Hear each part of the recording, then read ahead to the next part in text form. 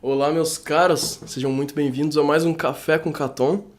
Nesse episódio eu vou responder uma dúvida do Tarles sobre freelancer. Ele está começando a trabalhar com programação, a trabalhar com freelancer e ele também é indeciso em qual caminho seguir. Então essa que é a dúvida que eu vou responder hoje.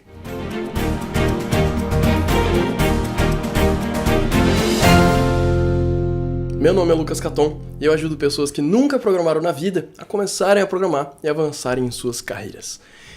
Bom, a dúvida aqui do Tarles foi a seguinte. Olá, Lucas, boa noite, tudo bem?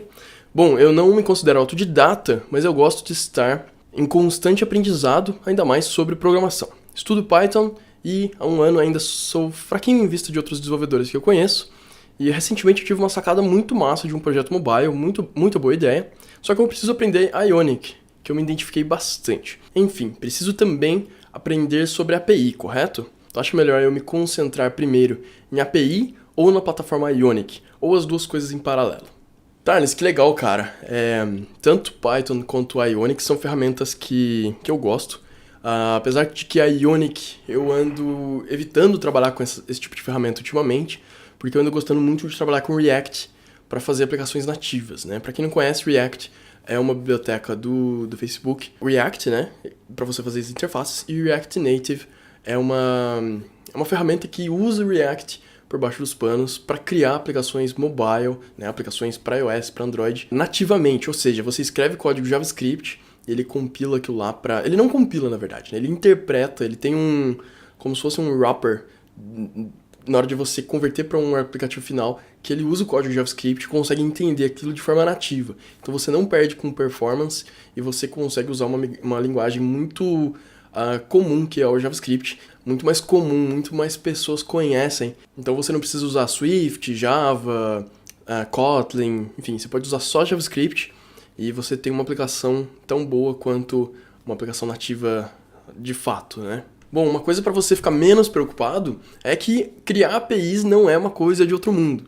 Se você já souber um pouquinho de Python, ou Ruby, ou Node, vai ser extremamente fácil fazer, tá? Não é tão simples, mas não é tão complicado. É uma coisa que se você já tiver uma base da linguagem que você quer usar, é uma coisa que você só precisa entender melhor os conceitos.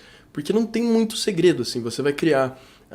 você precisa fazer sua aplicação entender os requests e os responses, né, que é da mesma forma que uma aplicação web funciona, só que em vez de retornar HTML, CSS, JavaScript, você vai receber e vai retornar JSON, ou enfim, a sua API pode utilizar outra coisa, mas o mais comum é o formato JSON, tá? Então criar uma API não é uma coisa de outro mundo, você pode ficar tranquilo em relação a isso. Se você vai precisar de uma API ou não, que fez parte da sua pergunta...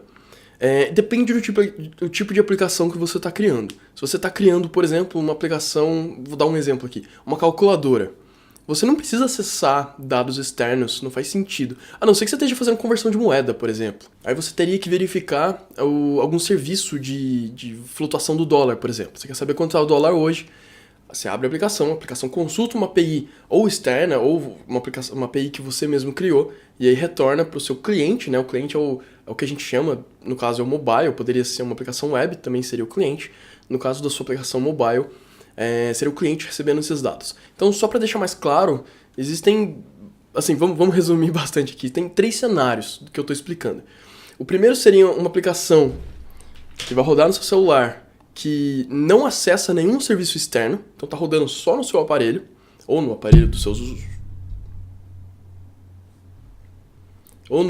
usuários. Então ele não acessa API, você não precisa. Então, assim, como eu não sei a sua ideia, eu não sei se é esse o caso, tá? Só estou te dando as opções. O segundo caso é quando você acessa uma API de terceiro. Então, por exemplo, você acessa a API do Facebook, do Google, De novo.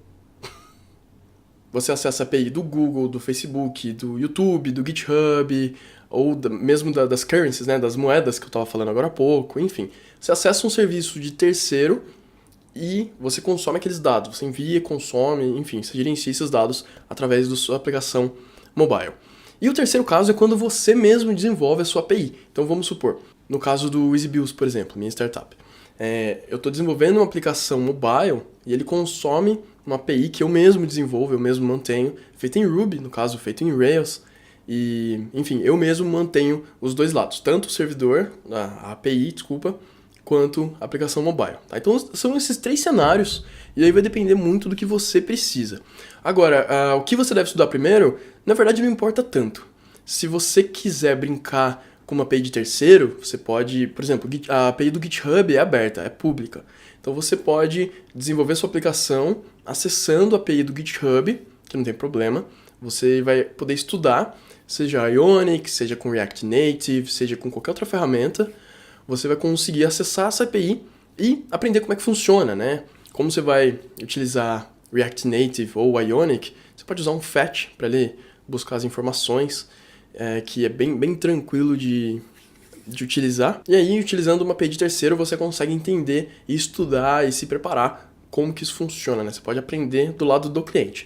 Se você, por outro lado, precisar de uma API sua, você pode começar pelo lado da API também. Você mesmo desenvolve, e aí quando você chegar na parte de desenvolver o app para mobile, você consome a sua própria API. Então, assim, não tem uma resposta certa. É mais do que... eu diria, estuda o que você está mais afim, o que você está mais interessado primeiro.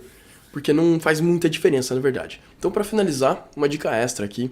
Para você testar a sua aplicação em diversos dispositivos, diversos tamanhos de tela, diversos aparelhos, versões diferentes de Android, de iPhone. Eu fiz um vídeo bem curtinho mostrando como que você pode testar o seu site ou o seu app em diferentes tamanhos de tela, diferentes dispositivos. Eu tô deixando um link ou aqui no card ou aqui embaixo na descrição. Eu acho que pode ser útil aí para você. Então dá uma conferida lá também, tá joia?